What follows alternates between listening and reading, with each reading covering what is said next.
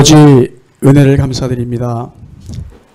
지난 한 주간 동안에도 저희 사랑하는 성가교회 가족들과 자녀들을 하나님의 은혜 가운데 붙들어 주시고 보호하여 주셔서 감사드립니다.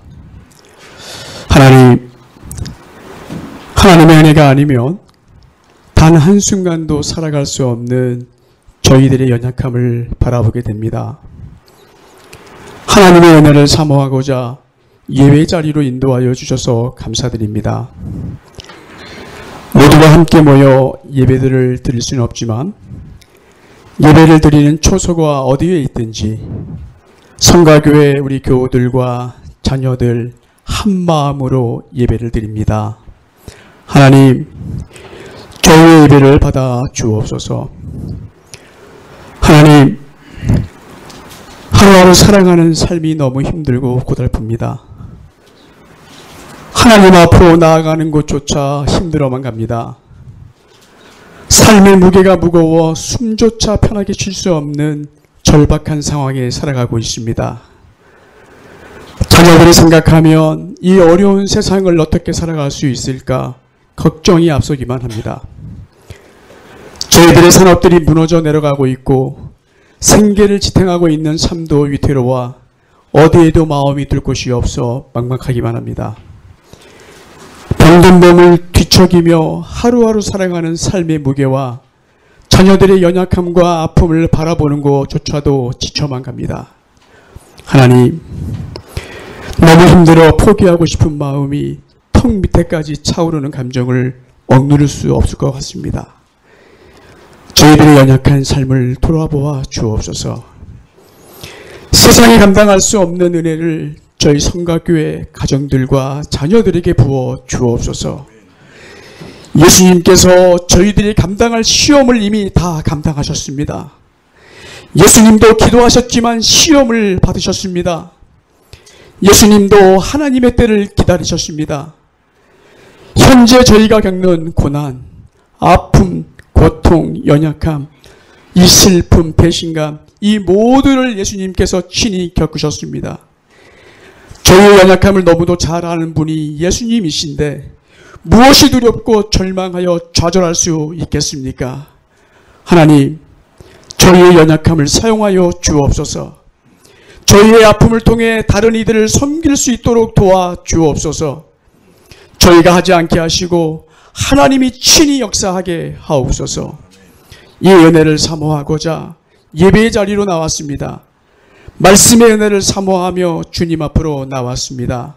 목사님을 통해 선포되는 말씀이 상한 심령이 회복되고 육신의 아픔으로 고통받는 주의 성도님들과 자녀들이 회복될 수 있는 은혜로운 말씀과 예배가 되게 하여 주옵소서. 하나님, 우리의 삶을 드려 또한 귀한 예물을 드렸습니다. 하나님 나라의 귀하게 쓰임받는 섬김의 인물이 되게 하여 주옵소서. 하나님의 때를 기다리고 우리의 삶 가운데 드려지는 우리의 가정 예배와 경건의 삶을 살아가는 성가교회 성도님들을 위로하여 주옵소서. 예배 가운데 임재하시는 하나님을 바라봅니다. 예수님의 이름으로 기도합니다. 아멘.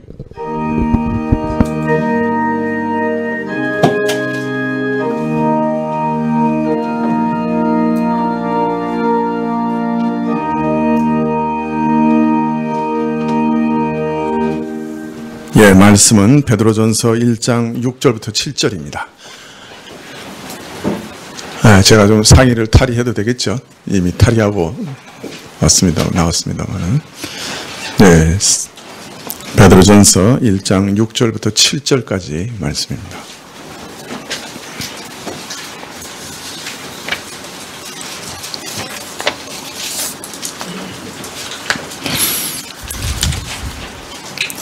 신약 377쪽인데요. 베드로전서 1장 6절부터 7절까지 찾으신 줄 알고 봉독해 드리겠습니다.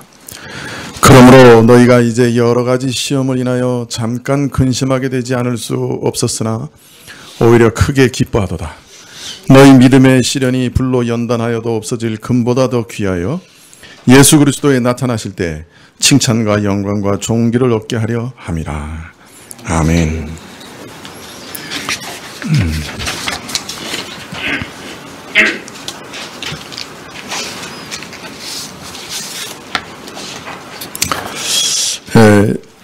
2014년 9월 19일부터 인천 아시안 게임이 시작됐습니다.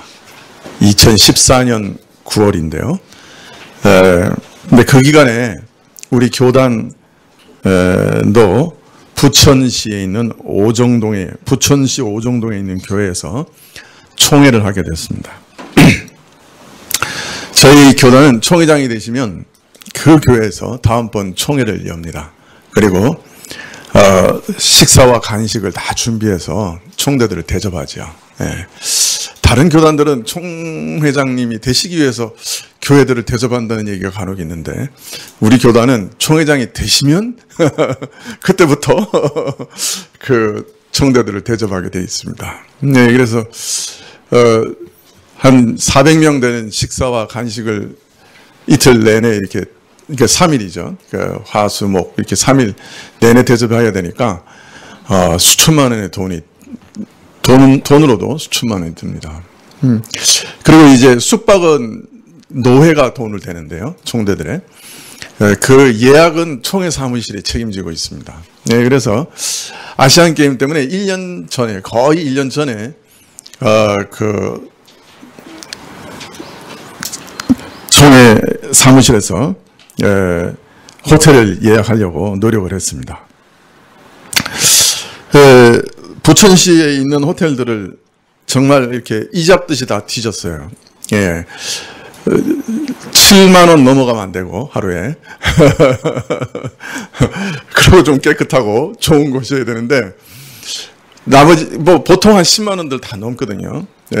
그런데 이제 두 곳을 골라가지고 겨우겨우 이제 예약을 했습니다. 왜냐하면 아시안 게임 그 주최 측에서 부천시까지 호텔들에게 그 기간 동안에 70%는 비워두라.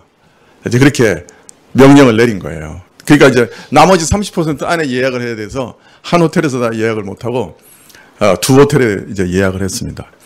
근데 이제 9월 달에 이제 아시안 게임이고 총회인데 5월 달에 미주 한인 총회가 있어서 그때 이제 캐나다에서 토론토에서 총회를 했기 때문에 캐나다에 갔습니다. 근데 전화가 온 거예요. 아시아 아시안 게임의 그 주최 측에서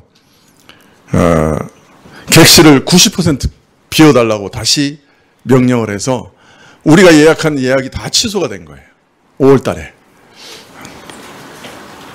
그래서 대부분이 다 취소돼가지고 이게 난감하게 됐죠.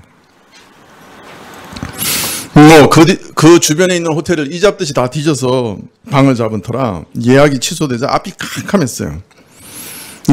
거기다 이제 캐나다에 있으니까 손을 쓸 수도 없고 사무실에 전화해서 발을 동동 구르면서 이러다가 묵을 방이 없어서 총회를 제대로 치르지 못하는 것이 아닌가 걱정하면서 하여튼 야단 법석을 떨었습니다. 사실 당시 호텔 사정을 너무나 잘 알고 있었기 때문에 야 이거 진짜 막다른 골목에 몰린 것 같다 그런 생각이 들었어요.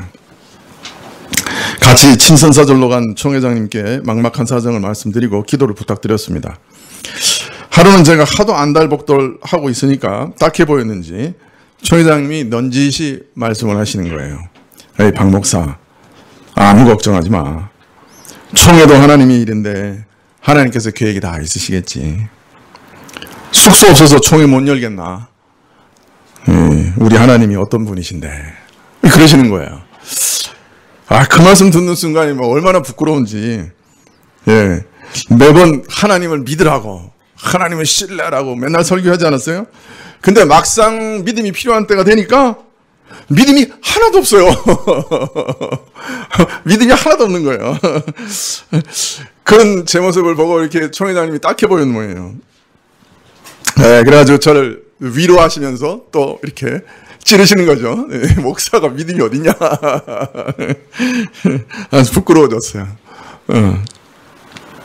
자, 그래서 그 말씀 이후에 제가 믿음을 가지고 살았냐? 아니요. 여전히 전화통에 매달려가지고 여기 알아봐라 저기 알아봐라 그러고 있었어요. 난리를 피웠습니다. 근데 총회장님 가만히 보니까 이 총회장님이 더 급하죠. 어떤 면에서 자기 교회에서 지금 총회를 치러야 되는데 숙소가 없는 거예요. 그런데도 참 요동함이 없이, 예, 또 아무 일 없는 것처럼 남은 일정을 아주 잘 소화하면서 그거 다 잊어버리고 사는 것 같더라고요. 그리고 또 아주 유쾌하게 지내시는 거예요. 그 3, 4일 막 계속 아침에 그 뷔페가 아주 니글니글한 것들만 나오거든요. 진짜 못 먹을 만한 니글니글한 거 나오는데, 아, 맛있다. 그러면서 그냥 잘 드시고, 참 잘 지내시는 거예요. 여러분, 사실 믿음이라고 하는 것의 본질 자체가 믿을 수 없을 때 믿는 것 아닙니까? 그죠? 우리 같은 죄인을 사랑하신다고 하는 거, 그 믿을 수 없는 것 아니에요, 사실. 근데 우리가 그 믿는 거 아닙니까? 아브라함이 99세 때 100세 아들 낳으리라고 하나님 약속하셨잖아요. 그 믿을 수 없잖아요. 아내는 다 이미 경수 다 끊어지고 이제 뭐 두 사람 다 아이를 낳을 수 없는 처지인데 그 99세 할아버지요. 그런데 하나님이 내년에 아들이 있으리라 할 때 그 믿은 것, 그게 믿음의 본질이잖아요. 그죠? 믿음이라고 하는 것은 믿을 수 없을 때 믿고 의지하는 건데, 네. 막상 일이 터지고 나서 보니까 이게 믿음이 없는 거예요. 이론이야 잘 알죠. 지금도 잘 설교하고 있잖아요. 잘 설교하고 있나? 믿음은 지식과 이론이 아니잖아요. 아버지 하나님을 삶 속에서 체험하고 그분과 동행하고 그분과 친밀한 교제 가운데서 믿음이라는 게 나오는 거잖아요. 근데 막상 일이 벌어지니까 믿음이 없는 거예요. 근데 정말 하나님 앞에서 수많은 위기를 넘겨본 우리 총회장님, 정말 부천 달동네에 가서 천막치고 개척하면서 먹을 거 없어서 맨날 국수 끓여 먹으면서 수많은 위기를 경험했던 우리 총회장님은 믿음이 있더라고요. 당황하지 않는 거예요. 수없이 그런 일들 많이 경험해봤고, 그래서 하나님이 누구신지 알기 때문에, 네, 믿음이 있으시더라고요. 저는 그런데 믿음이 없더라고요. 아주, 그래서 사건을 통해서 제가 제 자신을 좀 돌아보게 됐어요. 그리고 또, 내가 정말, 하나님을 향해서 그 어떤 실제적인 믿음을 갖고 있는가. 이런 것들을 돌아보고 또 기도하게 되었습니다. 이유가 어떻게 됐냐고요? 여기서 끝이면 좀 궁금하실 거 아니에요. 호텔 한 군데를 더 얻었어요, 겨우.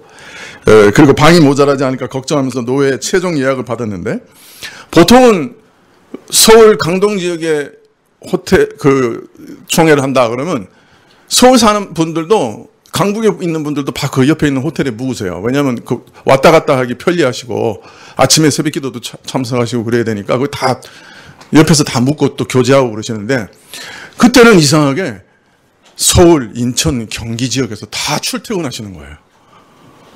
거기다가 전남노회라고 하는 노회는 이 호텔에 묵으면 우리가 교제가 잘 안 되더라. 그래서 집을 한 채 빌려서 통째로 노회가 다 그쪽으로 들어갔어요. 한 집에. 그래서 방이 남았어요. 예약한 호텔에 미안하다고 사죄할 수밖에 없는 상황이 됐습니다. 하나님께서는 우리가 장차받을 기업을 하늘에 보존하고 계세요. 하늘에 보존하고 계시니까 누가 그 기업을 빼앗거나 흔들 수 있겠어요. 그러므로 우리가 장차 하나님 나라에서 받을 기업은 그 무엇보다 확실한 것이요, 절대로 훼손되거나 잃어버릴 염려가 없는 확실한 것이죠. 그래서 장차 이런 기업을 얻을 것이라는 우리의 소망은 결코 무너지지 않을 산 소망입니다. 결코 우리를 속이지 않습니다. 자, 그런데 하나님께서는 하늘에서 이처럼 우리 기업을 보호하고 계시는 것으로 그치는 게 아니셔요. 이 땅에서도 매일매일 우리를 지키십니다. 산 소망을 따라 나그네로 살아가는 성도들을 마지막 구원의 날까지 보호하시는 거예요. 그래서 베드로전서 1장 5절에 너희가 말세에 나타나기로 예비하신 구원을 얻기 위하여 믿음으로 말미암아 하나님의 능력으로 보호하심을 입었다. 그렇게 말씀합니다. 우리는 이 땅에서도 하나님의 능력으로 계속 보호하심을 입고 있는 거예요. 우리를 보호하시는 하나님의 능력은 그 손길은 만유보다 크시기 때문에 아무도 아버지의 손에서 우리를 빼앗을 수 없습니다. 그러므로 우리는 크게 기뻐할 수 있는 것이죠. 그래서 오늘 말씀 베드로전서 1장 6절에 보면 여러분은 이 안에서 기뻐하십시오.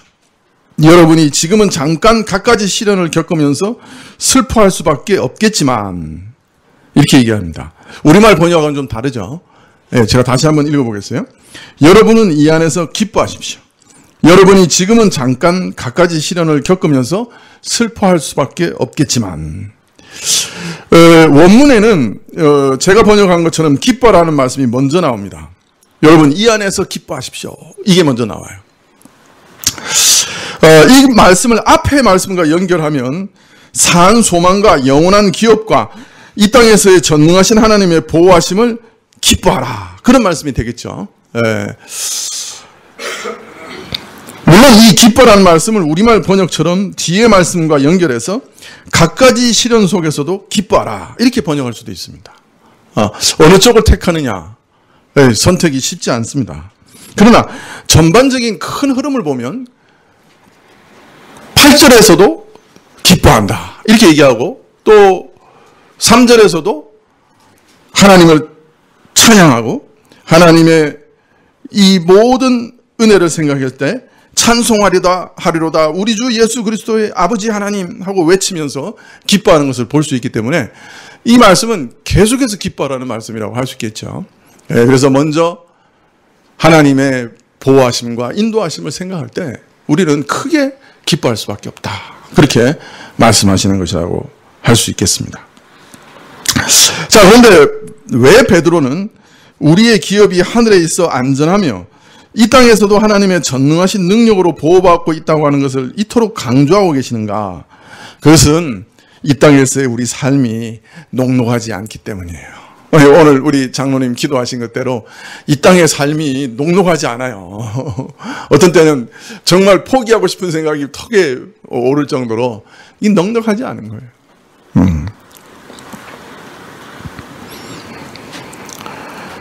베드로는 지금 여러분이 얼마 동안은 갖가지 시련을 겪으면서 슬퍼할 수밖에 없을 것이다 라고 말씀하고 있어요. 바로 이런 삶이기 때문에 베드로는 계속해서 하나님이 우리를 보호하신다. 우리의 기업이 영원하게 하늘에 보존되어 있다. 이 사실을 믿고 살아가라. 이렇게 강조하며 우리에게 알리고 계시는 거예요. 이것이 우리를 지탱하는 아주 중요한 기반이 되기 때문에.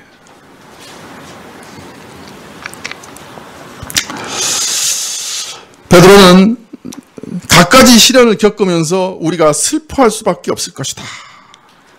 말씀하시고 또 베드로전서 1장 7절 바로 그 다음 절에 보면 너희 믿음의 시련이 이렇게 얘기합니다. 네. 그렇습니다. 우리가 이 땅에서 많은 믿음의 시험들, 시련들, 슬픔을 겪게 될 것입니다. 그래서 하나님께서는 우리를 전능하신 능력으로 보호하시고 또 보호하시되 우리 믿음을 보호하십니다. 왜냐하면 우리가 믿음을 통해 하나님의 전능하신 능력을 체험하고 보호받기 때문입니다. 그래서 마귀도 우리 믿음만 무너뜨리면 승리할 수 있기 때문에 이 믿음을 공격합니다. 그래서 하나님께서는 우리 믿음을 끝까지 보호하시고 우리를 안전하게 지키시지만 동시에 우리는 이러한 믿음의 시험을 많이 겪게 되고 그래서 믿음을 지키기 위해서 우리도 애쓰고 노력해야 되는 것이죠. 이 믿음을 우리에게 주시는 통로인 은혜의 방편들, 말씀과 기도 등을 부지런히 사용해야 하고 예배에 참석하여 말씀을 듣고 믿음 주시도록 기도해야 되는 것이죠. 그래서 지난 시간에 계속 말씀을 드렸죠. 이 사실에 대해서. 우리 교회는 7세 이상만 되면 무조건 예배에 다 참석하라고 말씀을 드립니다. 힘들죠. 우리 학생들 그 시간을 때우려고 소설 쓰는 학생들도 있고 만화 그리는 학생들도 있고 지금도 내가 왜 여기 와 앉아 있어야 되는가 생각하고 있는 학생들도 있을 겁니다.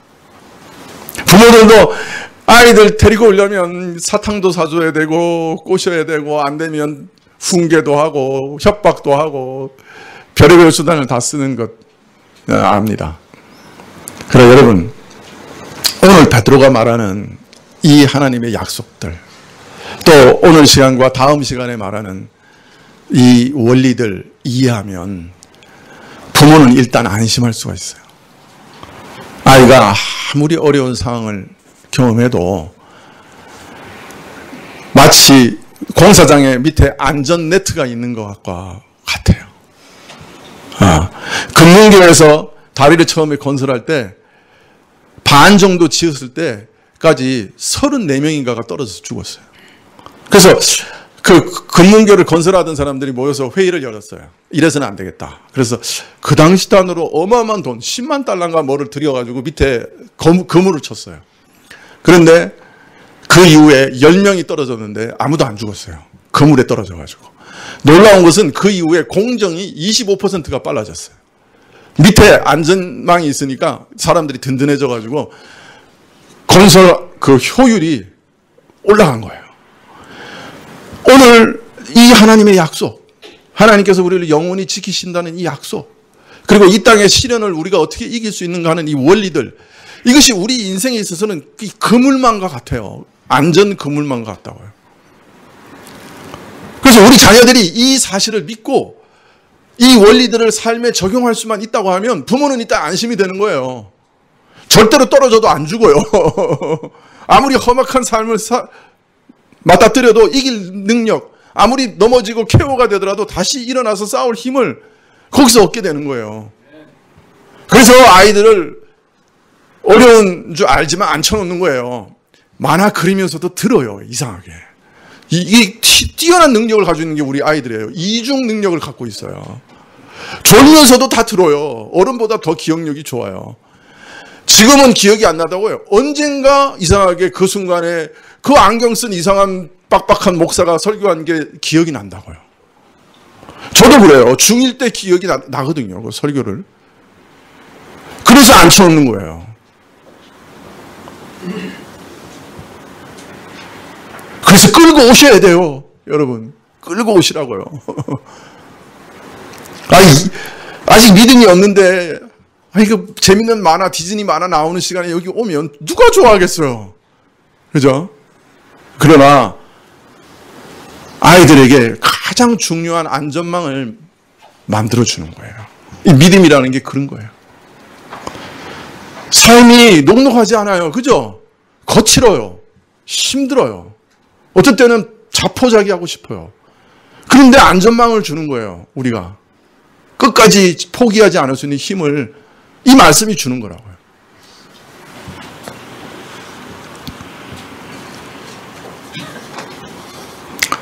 자, 그러나 이 믿음의 시련들이 만만한 거 아니에요. 신자는 제가 아시안 게임 당시에 겪은 것처럼 참으로 막막한 일들을 수도 없이 겪게 돼요. 믿고 싶은데 믿을 수 없는 현실을 많이 겪게 되는 거예요. 우리 삶 속에 갖가지 시험, 믿음의 시련들을 겪게 되는 거죠. 이것 또한 신자가 겪는 삶의 현실이에요. 그런데 시험과 시련을 통해 자신의 믿음이 진실하고 견고한 것을 확인하게 되는 신자들은 참으로 복된 자들이라고 할 수 있겠죠. 그러나 대부분의 신자들은 이런 시련을 통해 자신 안에 믿음이 없다는 것을 발견하게 돼요. 아니, 아시안 게임을 앞두고 예약된 객실들이 취소되었을 때 저처럼 믿음이 하나도 없다는 것을 발견하게 돼요. 그래서 근심하게 되고 슬퍼하게 돼요. 사실 이 땅에 사는 신자들의 모습을 가만히 살펴보면, 관찰해보면 이 두 요소가 함께 번갈아 나타나는 것을 알 수 있어요.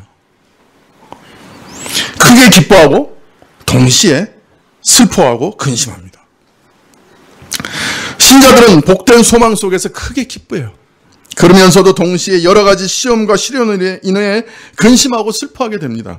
기뻐하면서 동시에 근심하고 슬퍼하는 것, 이것이 이 땅에서 사는 신자들에 대한 진실한 묘사예요. 이것이 두 가지가 함께 가는 거예요.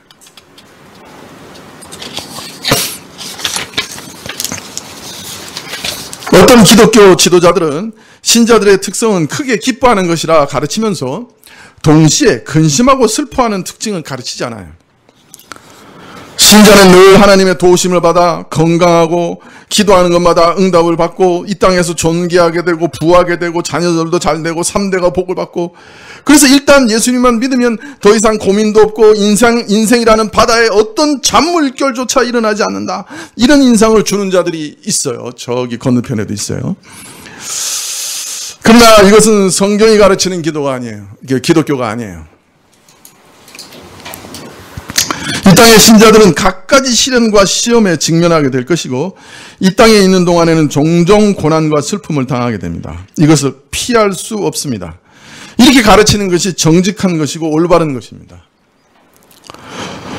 여러분이 이 땅에서 갖가지 시련을 겪으면서 슬퍼할 수밖에 없다고 베드로는 지금 가르치고 있는 거예요. 우리는 계속된 믿음의 시험에 직면하게 될 것입니다. 자, 그런데 이런 근심과 슬픔을 가져오는 시험과 시련들은 또한 매우 다양하다, 이렇게 말씀합니다. 우리말 성경에는 여러 가지 시험을이라고 번역했지만 어감이 좀 살아나지 않은 것 같아요. 이 말의 어감을 이렇게 좀 살리려면 각양각색이라고 번역하는 게 더 좋을 것 같아요. 각양각색의 시련들이다. 우리에게 닥치는 시험들은 각양각색의 시험이에요. 각가지 색깔과 길과 또 모양으로 우리를 찾아와요. 그 형태와 모습의 다양함은 정말 다채로워요. 다양성에는 끝이 없어요. 우리는 갖가지 각양각색의 시험을 이 땅에서 살아가면서 당하게 됩니다. 그것을 그러나 크게 몇 부류로 나눌 수 있을 거예요. 몇 가지 유형으로 분류할 수 있을 거예요. 첫째로 우리에게 닥쳐오는 시험과 시련은,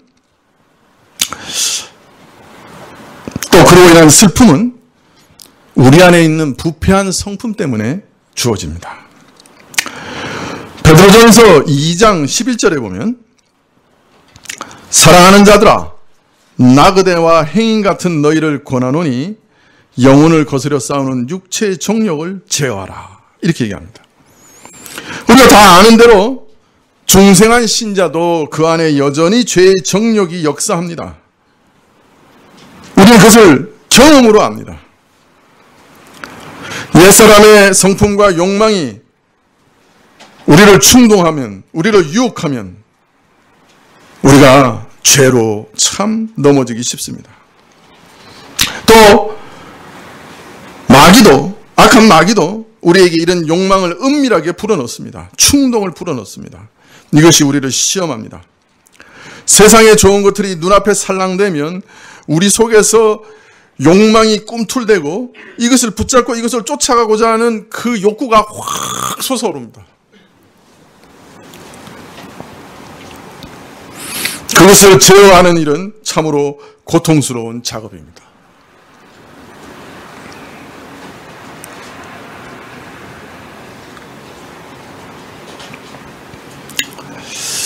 며칠 전에 아는 분이 콘도를 예약해달라고 7월 달에 며칠부터 며칠까지 그래가지고 예약을 부탁을 했어요. 예약을 할 때 그랬어요. 엄청 비쌀 건데 휴가 기간이라 그런데도 괜찮다고. 그래서 로얄로 해달라고. 그래서 로얄로 값이 꽤 나가더라고요. 근데 옆에서 아내가 그러는 거예요. 우리는 휴가 계획도 없는데 누구는 휴가도 가고 좋겠다. 그래서 제가 그랬어요. 아니, 우리 교우들이 코로나 때문에 고생하는데 휴가 히읗자도 꺼내지 마라. 그랬더니 아내가, 저 사람은 목사 아니야?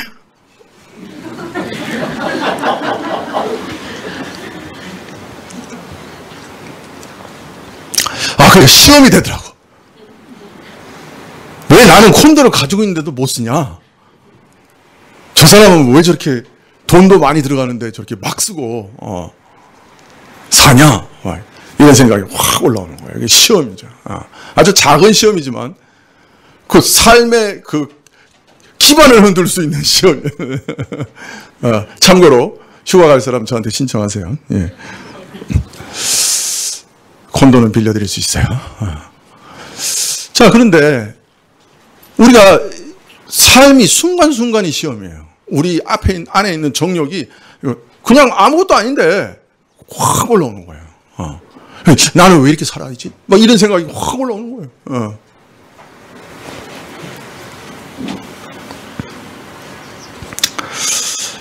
만일 우리가 이런 정욕들, 시험들을 제어하지 못하면 더 큰 고통을 당해요.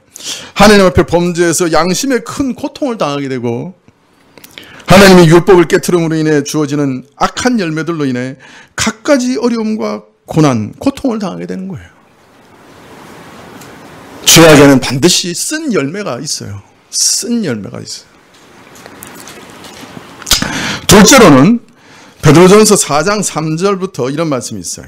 베드로전서 4장 3절에 너희가 음란과 정욕과 술취함과 방탕과 연락과 무법한 우상 숭배를 하여 이방인의 뜻을 쫓아 행한 것이 지나간 때가 족하도다. 이러므로 너희가 저희와 함께 그런 극한 방탕에 다름질하지 아니하는 것을 저희가 이상히 여겨 비방하나. 둘째로 우리가 어떤 고난을 당하느냐, 이 땅에서. 신자는 이 땅에서 순례자입니다. 낯선 땅에 사는 나그네와 같습니다. 그는 이 땅의 사람들과는 다른 생활 양식을 따라 살아갑니다. 이전에 믿기 전에는 세상 사람들과 똑같은 삶을 살았습니다. 음란과 정욕과 술취함과 방탕과 연락과 무법한 우상 숭배 가운데 살았습니다. 그런데 이제는 다른 방식으로 살아갑니다. 옆에서 지켜보는 다른 사람들은 그 다른 점을 주목합니다. 그리고 신자들은 자신들과 함께 그런 극한 방탕에 다름질하지 아니하는 것을 이상히 여깁니다. 그리고 비방합니다. 저들은 우리가 달라지는 것을 좋아하지 않습니다. 그리고 노골적으로 저들은 저들의 적대의식을 드러냅니다. 그래서 예수께서는 우리 믿는 자에게 이런 세상의 적대의식을 자주 경고하셨습니다. 세상이 너희를 미워하면 너희보다 먼저 나를 미워할 줄을 알라. 너희가 세상에 속하였으면 세상이 자기 것을 사랑할 터이나 너희는 세상에 속한 자가 아니요 도리어 세상에서 나의 택함을 입은 자인 고로 세상이 너희를 미워하느니라.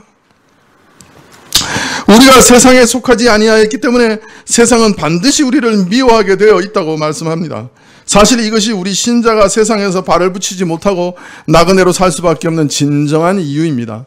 낯선 곳에 머무는 나그네에게 이 세상에 뿌리 내리지 못하고 굳이 정착하려 하지도 않고 그저 나그네로 살게 만드는 것이 바로 이것이죠. 우리는 세상에 속한 자가 아닙니다. 그리고 이 세상의 핍박은 갈수록 심해질 수밖에 없습니다. 점점 다른 길로 가는 것이 분명해지기 때문에 마지막 때에는 그 핍박이 더욱 심해질 것이다. 세월이 지나갈수록 더욱 이런 핍박은 심해질 것이다. 그렇게 말씀하고 계십니다. 셋째로 신자는 신자나 불신자가 다 같이 공통적으로 당하는 시험들을 당합니다. 신자나 불신자나 공이 먹을 것과 마실 것을 위해 고난을 받습니다. 일하는 것이 어떤 때는 즐거울 수 있지만 많은 경우 일은 우리에게 고역입니다. 아담이 타락한 이후에 일은 고난과 고역이 됐습니다. 가난에 처하게 되면 그 고통은 더해집니다. 삶의 무게가 더해집니다. 질병에 걸리면 또 마찬가지로 무겁습니다. 삶은 매우 무거워집니다. 신자나 불신자나 공이 정신적인 장애를 겪을 수도 있습니다. 사별이나 이별과 같은 종류의 고난은 오랫동안 우리를 슬픔에 잠기게 하기도 합니다. 소원이 더디 이루어지거나 소원이 무너질 때 우리는 또한 시련을 겪습니다. 또 사람은 나이를 먹어 노쇠하게 되면 누구나 다 느려지고 아프고 둔해집니다. 이건 피할 길이 없습니다.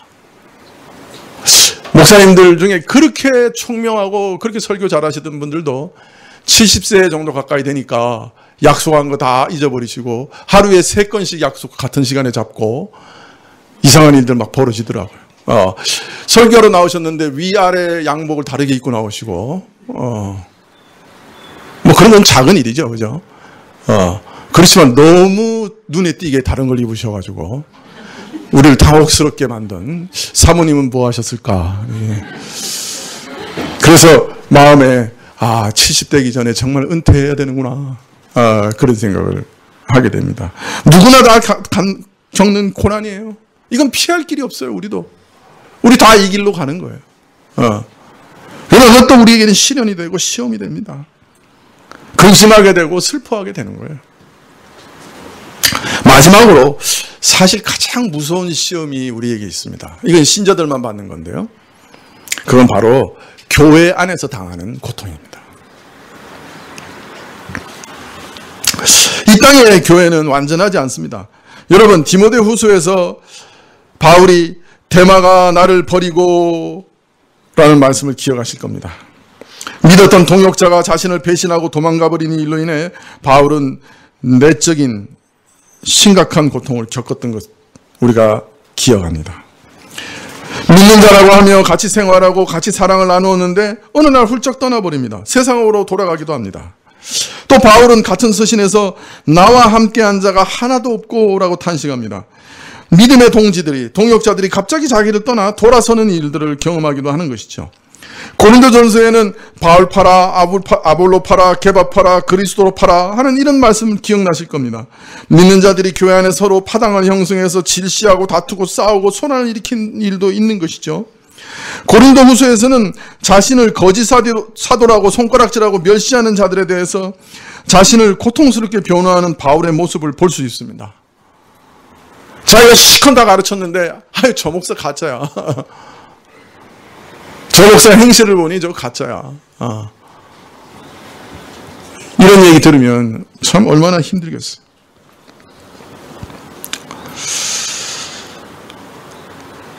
교회 안에서 이런 종류의 시험들이 있습니다. 이런 일들을 안 당하면 참 좋겠지만 이런 일을 당하면 참 매우 큰 시험이 될 겁니다. 매일 교회 나오는데 서로 파당이 갈려서 서로 인사도 안 하고 서로 싸우고 다투면 그거 얼마나 그게 지옥이죠. 그죠? 근데 교회 안에 그런 일들이 일어날 수 있는 거예요.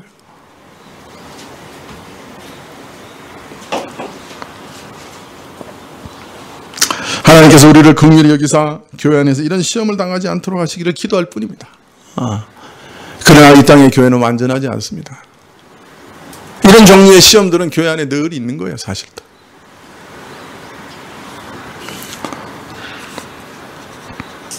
자, 그런데 오늘 베드로는 우리가 이런 각양각색의 시험과 시련을 피할 수 없다고 말씀하십니다. 피할 길이 없어요. 그래서 바울과 같이 뛰어난 신자들도 이 땅에서 근심과 슬픔을 경험하였고 좌절과 외로움이 무엇인지 알았던 것입니다. 놀라운 믿음의 사람들도 종종 이런 감정들에 굴복하였고 성경도 이런 성도들의 연약함을 감추고 있지 않습니다. 놀라운 믿음을 소유하였고 주님과 밀접한 교제를 갖고 있었으며 여러 가지 놀라운 일들을 체험한 성도라 할지라도 사도들이라 할지라도 그는 여전히 연약한 인간으로 너무나 인간적인 사람으로 남아 있었던 거예요. 저들도 고통을, 두려움을, 깊은 근심과 답답함을, 좌절감을 분명 우리와 동일하게 느꼈고 또 그 감정을 딛고 일어서기 위해서 분투해야만 했던 것이에요. 우리 그리스도인들은 주위에서 일어나는 일들에 아무 영향을 받지 않는 로봇과 같은 사람들이 아닙니다. 우리는 환경에 자유로운 사람들도 아니에요. 그리스도인들은 여러 가지 시험 가운데 근심과 슬픔을 당합니다. 아무리 좋은 신앙을 가졌다 할지라도 시험과 근심과 슬픔에서 자유로운 사람은 없습니다. 이 사실을 꼭 기억하면 좋겠어요. 그리고 근심과 슬픔을 느끼는 것으로 인해 자신을 정죄하지 않으시면 좋겠어요. 어떤 면에서 이거 자연스러운 감정이에요. 답답해져요. 우울해져요. 고통스러워요. 어찌 이런 일이 하나님이 나를 버리셨는가. 별의별 생각 다 들어요.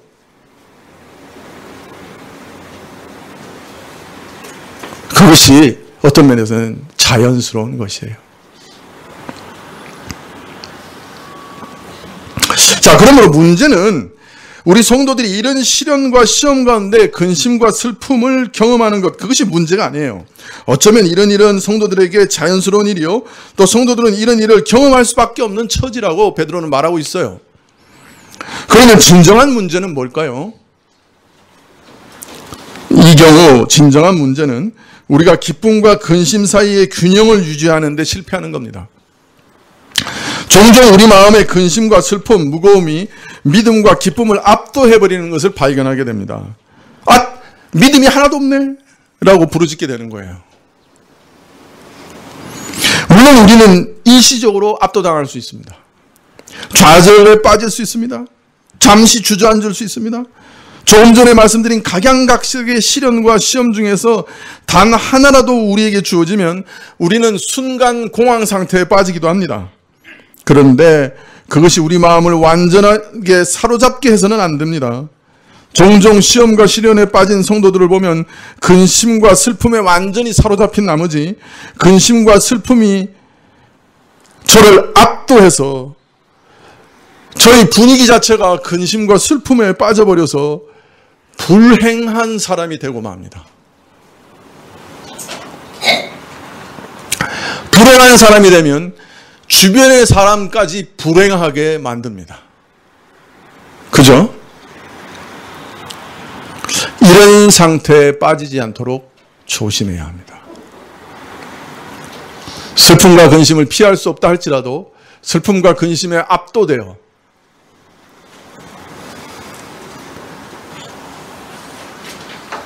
사로잡혀 불행한 사람이 되지 않도록 조심해야 합니다.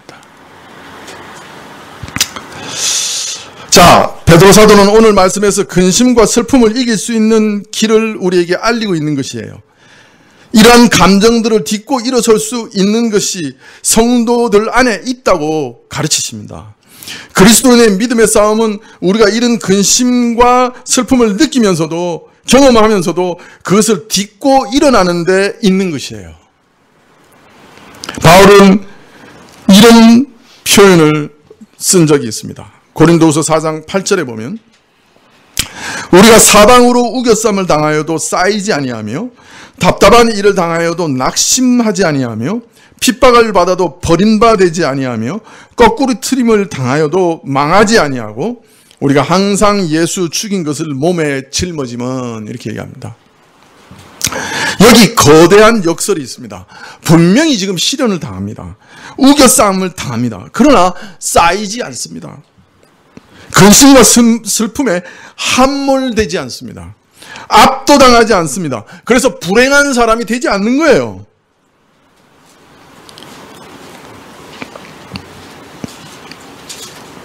답답한 일을 당하여도 낙심하지 않습니다. 분명 답답합니다. 그러나 좌절하지 않습니다. 주저앉아 버리지 않습니다. 포기하지 않습니다. 다시 일어납니다. 핍박을 받아도 버림받지 않습니다.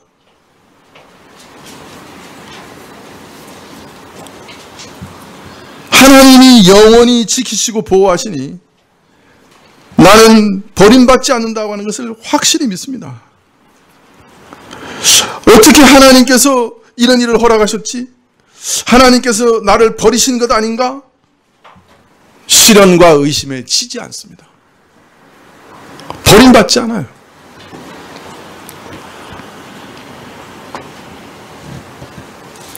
거꾸로 트림을 당하여도 망하지 않습니다. 완전히 넘어진 것 같아요. 어떤 때는. 아, 정말 저 사람 다시 일어날 수 없을 것 같아. 자신도 그렇게 생각할 수 있어요. 그러나 하나님께서 저를 지키세요. 다시 일어나게 하시는 거예요. 어떤 방식으로 하실지 모르는데 어느 날 보면 일어나 있어요. 건져내세요. 이게 하나님의 전능하심이에요. 이런 거대한 역설을 우리 신자들은 누구나 다 가지고 있는 것이에요. 이건 우리가 이런 슬픔과 근심에 무감각하다는 얘기가 아니에요. 감정이 없다는 얘기 아니에요. 그러나 이 두려운 모든 근심과 걱정과 시험을, 감정을 이길 길이 있다는 거예요. 우리에게. 자, 그것이 무엇인가? 그것은 첫째, 하나님의 약속을 붙드는 것입니다. 근심과 슬픔이 나를 압도하려고 할 때 하나님의 약속을 붙드는 것입니다. 베드로가 앞에서 말씀하신 것처럼 시련과 시험 속에서 살아가는 우리 신자에게 하나님께서 친히 그의 능력으로 우리를 지키시며 마지막 영생에 이르기까지 우리를 보호하신다는 약속이 주어져 있습니다. 이것이 우리의 최후의 보루입니다. 너희가 그리스도를 믿으면 구원을 얻으리라 하신 것이 하나님의 약속입니다. 믿는 너희를 내가 영생에 이르기까지 지키리라 하시는 것도 똑같은 하나님의 약속입니다. 이런 약속이 우리 믿는 신자에게 주어져 있습니다. 아무리 어려운 핍박과 환난과 어려움이 닥치더라도 모든 것을 합력하여 선을 이루실 것이고 마침내는 천국에 내가 당당히 도달할 것이요 영광의 면류관에 참여하게 될 것이다. 그렇게 믿는 것이 내 마지막이 기쁨과 영광과 영원한 생명이다 라고 믿는 것이 우리에게 최후의 보루예요.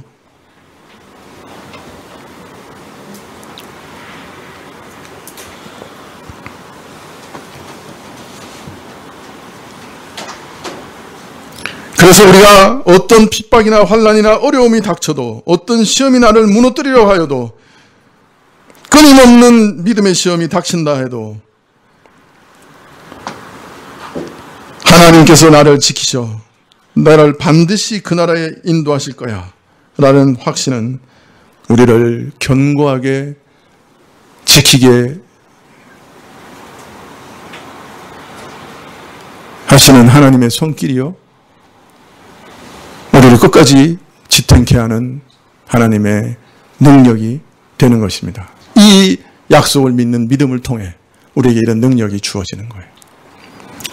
두 번째는 우리에게 일어나는 이 모든 일들이 이 시험과 시련들이 왜 우리에게 일어나는가 하는 것을 우리가 이해하는 것입니다. 말씀 가운데서 왜 이런 일들이 주어지는가 하는 이유를 발견하고 시험 가운데서도 당황하지 않는 것 이것 매우 중요합니다. 시련의 이유를 근본적인 이유를 우리가 아는 것입니다. 자, 왜 이 땅에서 성도들은 각양각색의 시험과 시련을 당할 수밖에 없을까요? 그 이유들은 다음 시간에 말씀을 드리겠습니다.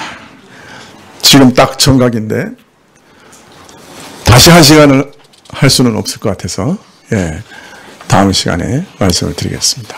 다시 말씀드리지만은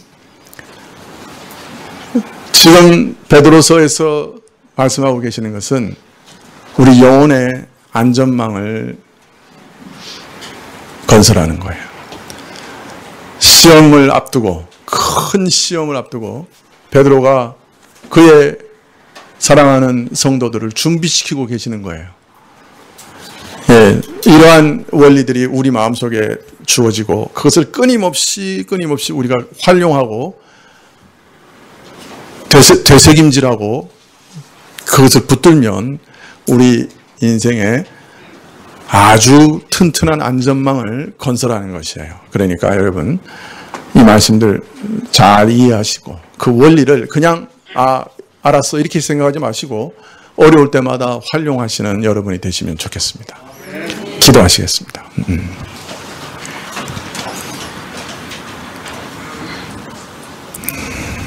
아버지 하나님, 우리가 참 인내가 바닥이 나는 것 같고 여러 가지 어려운 사정들이 눈앞에 있어 두려워하고 근심합니다. 전 세계의 모든 사람들이 근심하고 두려워합니다. 이런 때 우리가 어떻게 기쁨을 유지할 수 있고 믿음의 시련을 이길 수 있는지 저에게 가르치시옵소서. 그리고 이러한 일들이 우리에게 연습되어서 주의 나라에 이르기까지 늘 견고하게 서 있을 수 있도록 도와주십시오. 예수님의 이름으로 기도합나이다. 아멘. 300장.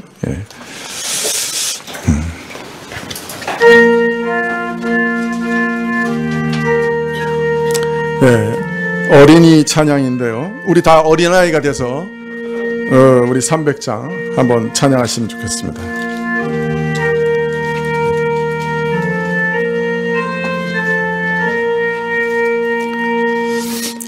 예수께로 가며 나는 기뻐요.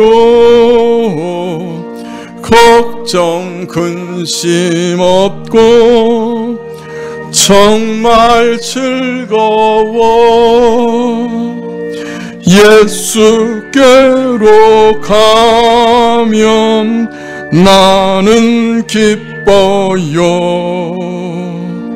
나와 같은 아이 부르셨어요. 예수께로 가면 맞아주시고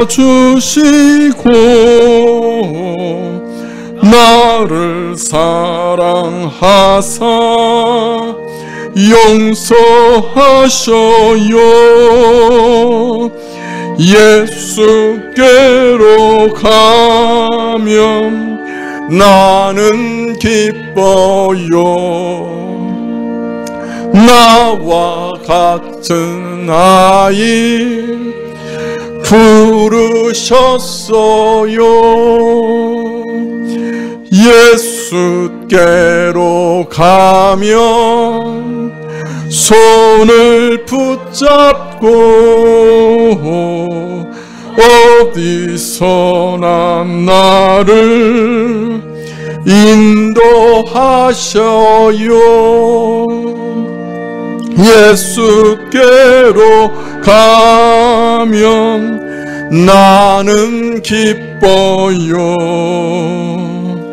나와 같은 아이 부르셨어요.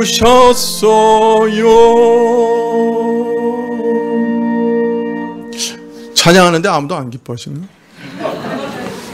네, 우리 돌아가시면서 이 찬양 마음에서 계속 부르시면 좋겠습니다. 기도하시겠습니다. 지금은 우리 주 예수 그리스도의 은혜와 하나님 아버지의 그 크신 사랑과 이 은혜와 사랑을 깨닫게 하시고 누리게 하시는 성령님의 교통하시고 역사하심이 어떤 시련이나 슬픔 가운데서도 우리와 함께 하시고 그 시련과 슬픔을 이길 믿음의 능을 주시는 하나님을 바라보며 머리 숙인 주의 백성들을 위해 지금부터 영원까지 함께 계실지어다. 아멘.